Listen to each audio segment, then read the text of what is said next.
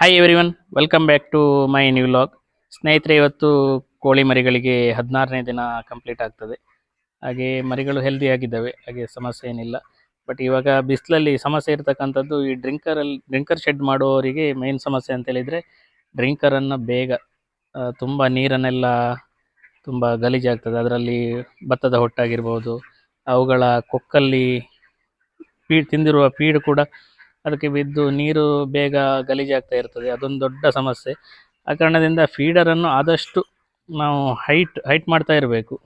ತುಂಬ ಕೆಳಗಡೆ ಇಟ್ಟರೆ ಅದರಿಂದ ದೊಡ್ಡ ಸಮಸ್ಯೆ. ಅಂದರೆ ಬೇಗ ನೀರು ಈ ಬಿಸಿಲಿನ ತಾಪಮಾನಕ್ಕೆ ಅವುಗಳಿಗೆ ತಡೆದುಕೊಳ್ಳುವ ಶಕ್ತಿ ಇರೋದಿಲ್ಲಲ್ಲ, ಅದು ತುಂಬ ಒದ್ದಾಟ ಮಾಡ್ತವೆ. ಬಿಸಿಲಿನ ತಾಪಮಾನ ಜಾಸ್ತಿ ಆದಾಗೆ ತುಂಬ ಒದ್ದಾಡ್ತಾ ಇರ್ತದೆ. ನೀರಿದ್ದರೆ ತುಂಬ ಕೆಳಗಡೆ ಡ್ರಿಂಕರ್ ಇದ್ದರೆ ಈ ಥರ ಅದರ ಒಳಗಡೆ ಕಾಲ ಹಾಕಿಬಿಟ್ಟು ಅದರ ಒಳಗಡೆ ಹೋಗಿ ನಿಂತುಕೊಳ್ಳುವ ಪ್ರಯತ್ನ ಮಾಡ್ತದೆ. ಆ ಕಾರಣದಿಂದ ನಾವು ಡ್ರಿಂಕರನ್ನು ಸ್ವಲ್ಪ ಆದಷ್ಟು ಹೈಟ್ ಮಾಡಬೇಕು.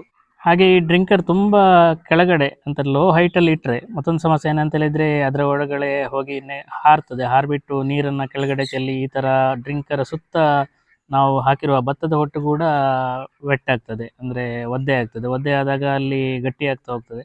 ಆ ಕಾರಣದಿಂದ ಸ್ವಲ್ಪ ನಾವು ಅದನ್ನು ಮೇಂಟೈನ್ ಮಾಡ್ತಾ ಇರಬೇಕು. ಹೀಗೆ ನಾವು ಮರಿಗಳು ಒಂದು 20 ದಿನದ ತನಕ ಆಗುವಾಗ ನಾವು ಕಾಲಲ್ಲೇ ಅದನ್ನು ಇದು ಮಾಡ್ಬೋದು, ಅಷ್ಟೊಂದು ಗಟ್ಟಿಯಾಗಿರೋದಿಲ್ಲ. ಈ ಥರ ನಾವು ಮಾಡ್ಕೊಳ್ತಾ ಇದ್ದರೆ ತುಂಬ ಡ್ರೈ ಆಗ್ತಾ ಹೋಗ್ತದೆ, ಅಷ್ಟೊಂದು ಸಮಸ್ಯೆ ಆಗೋದಿಲ್ಲ. ಇಲ್ಲ ಅಂತೇಳಿದರೆ ಅಡಿಗಡೆ ಹುಳಗಳು ಆಗುವಂಥ ಚಾನ್ಸಸ್ ಜಾಸ್ತಿ ಇರ್ತದೆ, ಮತ್ತು ಸ್ಮೆಲ್ ಬರ್ತದೆ. ಹಾಗೆ ಸ್ಮೆಲ್ ಬಂದಾಗ ಅಮೋನಿಯಾ ಕ್ರಿಯೇಟ್ ಆಗಿಬಿಟ್ಟು ಕೋಳಿಗಳ ಗ್ರೋತ್ ರೇಟ್ ಕಮ್ಮಿ ಆಗ್ತಾ ಹೋಗ್ತದೆ. ಆ ಕಾರಣದಿಂದ ನಾವು ಇದನ್ನೊಂದು ಮೇಂಟೈನ್ ಮಾಡ್ತಾ ಇರಬೇಕು. ಹಾಗೆ ಈ ರೀತಿ ಡ್ರಿಂಕರ್ ಗಲೀಜಾಗದ ಹಾಗೆ ನಾವು ಏನು ಮಾಡ್ಬೇಕಂತ ಹೇಳಿದರೆ, ಸ್ನೇಹಿತರೆ, ಒಂದು ಎವ್ರಿ 2 ಡೇಸ್ಗೆ ಇದ್ರದ್ದು ಹೈಟನ್ನು ನಾವು ಜಾಸ್ತಿ ಮಾಡ್ತಾ ಹೋಗಬೇಕಾಗ್ತದೆ ಡ್ರಿಂಕರ್ದು. ಇಲ್ಲ ಅಂತೇಳಿದರೆ ಬೇಗ ಗಲೀಜು ಮಾಡಿಕೊಳ್ಳೋದು ಖಂಡಿತ. ಯಾಕಂತೇಳಿದರೆ ಭತ್ತದ ಹೊಟ್ಟು ಹಾಗೆ ಮತ್ತೊಂದು ಅದರ ಮೇಲುಗಡೆ ಅವಕ್ಕಿಂತ ಕುತ್ತಿಗೆ ಲೆವೆಲ್ಗಿಂತ ಹೈಟ್ ಕಡಿಮೆ ಇದ್ದಾಗ ನೇರವಾಗಿ ಅದರ ಮೇಲೆ ಹಾರಿ ನಿಂತ್ಕೊಂಡು ಬಿಡ್ತದೆ ಡ್ರಿಂಕರ್ ಒಳಗಡೆ ಹೋಗಿ. ಅಲ್ಲೇ ಅದರ ಕೋಳಿ ಹಿಕ್ಕೆಯನ್ನು ಹಾಕ್ತದೆ. ಆ ಹಿಕ್ಕೆಯ ನೀರನ್ನು ಬೇರೆ ಕೋಳಿ ಮರಿಗಳು ಕುಡಿದಾಗಲೂ ಅಲ್ಲಿ ಆರೋಗ್ಯ ಸಮಸ್ಯೆ ಕೂಡ ಕ್ರಿಯೇಟ್ ಆಗ್ತದೆ, ಬೆಳವಣಿಗೆ ಸಹ ಕುಂಠಿತ ಆಗ್ತದೆ. ಆ ಕಾರಣದಿಂದ ನಾವು ಮರಿಗಳ ಕುತ್ತಿಗೆ ಲೆವೆಲ್ಗೆ ಅದನ್ನು ನಾವು ಡ್ರಿಂಕರನ್ನು ಹೈಟ್ ಮಾಡ್ತಾ ಹೋದರೆ ಅಷ್ಟೊಂದು ಸಮಸ್ಯೆ ಆಗಿರೋದಿಲ್ಲ. ಭತ್ತದ ಹೊಟ್ಟು ಕೂಡ ಒಳಗೆ ಬೀಳಿಸ್ಕೊಳ್ಳೋದು ಕಡಿಮೆ ಆಗ್ತದೆ. ಆಮೇಲೆ ಕೋಳಿಗಳು ಡ್ರಿಂಕರ್ ಮೇಲೆ ಹತ್ತಿ ನಿಂತುಕೊಳ್ಳುವ ಸಮಸ್ಯೆ ಕೂಡ ಅವಾಯ್ಡ್ ಆಗ್ತದೆ. ಇನ್ನು ಕೋಳಿಗಳು ತಿಂದಿರುವ ಫೀಡು ಕೊಕ್ಕಲ್ಲಿರುವುದು ಬೀಳ್ತದೆ, ಅದು ಕಾಮನ್. ಹೇಗೂ ನಾವು ಎವ್ರಿ ಡೇ ಡ್ರಿಂಕರ್ ವಾಶ್ ಮಾಡೋದ್ರಿಂದ ಅಂಥ ದೊಡ್ಡ ಸಮಸ್ಯೆ ಆಗೋದಿಲ್ಲ. ಮುಖ್ಯವಾಗಿ ನಾವು ಇಲ್ಲೂ ಕೋಳಿಗಳು ಡ್ರಿಂಕರ್ ಮೇಲ್ಗಡೆ ಹತ್ತಿ ನಿಂತ್ಕೊಂಡು ಅವು ಹಿಕ್ಕೆ ಹಾಕೋದನ್ನು ನಾವು ಅವಾಯ್ಡ್ ಮಾಡಲೇಬೇಕು. ಇದರಿಂದ ದೊಡ್ಡ ಸಮಸ್ಯೆ ಆಗ್ತದೆ. ಬಟ್ ಚಿಕ್ಕ ಪುಟ್ಟ ಈ ಭತ್ತದ ಹೊಟ್ಟು ಬೀಳೋದು, ಹಾಗೆ ಕೋಳಿ ಮರಿಗಳ ಕೊಕ್ಕಿಂದ ಫೀಡ್ ಬೀಳೋದ್ರಿಂದ ಅಂಥ ದೊಡ್ಡ ಸಮಸ್ಯೆ ಏನು ಬರೋದಿಲ್ಲ. ಈ ಡೈರೆಕ್ಟ್ ಹಿಕ್ಕೆ ನೀರಿಗೆ ಬಿದ್ದರೆ ಆ ನೀರನ್ನು ಕೋಳಿಗಳು ಕುಡಿಯೋದನ್ನು ನಾವು ತಪ್ಪಿಸಬೇಕು.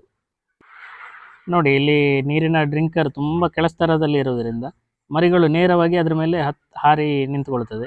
ಇದನ್ನು ನಾವು ತಪ್ಪಿಸಬೇಕು. ಯಾಕೆಂತೇಳಿದರೆ ಅವುಗಳ ಹಾರಿ ಅದರ ಮೇಲೆ ನಿಂತುಕೊಳ್ಳದ ಹಾಗೆ ಅದನ್ನು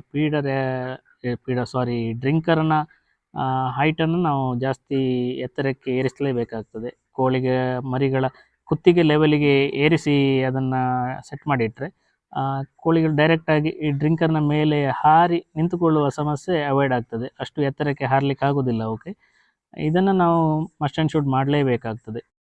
ಸ್ನೇಹಿತರೆ, ಇದಿಷ್ಟು ಇವತ್ತಿನ ವಿಡಿಯೋ. ಈ ವಿಡಿಯೋ ನಿಮಗೆ ಇಷ್ಟವಾದರೆ ದಯವಿಟ್ಟು ಲೈಕ್ ಮಾಡಿ, ಶೇರ್ ಮಾಡಿ, ಹಾಗೆ ನಿಮ್ಮ ಅನಿಸಿಕೆಗಳನ್ನು ಕಮೆಂಟ್ ಮೂಲಕ ನನಗೆ ತಿಳಿಸಿ ಅಂತ ಹೇಳ್ತಾ ಮುಂದಿನ ಮತ್ತೊಂದು ವಿಡಿಯೋದಲ್ಲಿ ಭೇಟಿಯಾಗೋಣ. ಎಲ್ಲರಿಗೂ ಧನ್ಯವಾದಗಳು.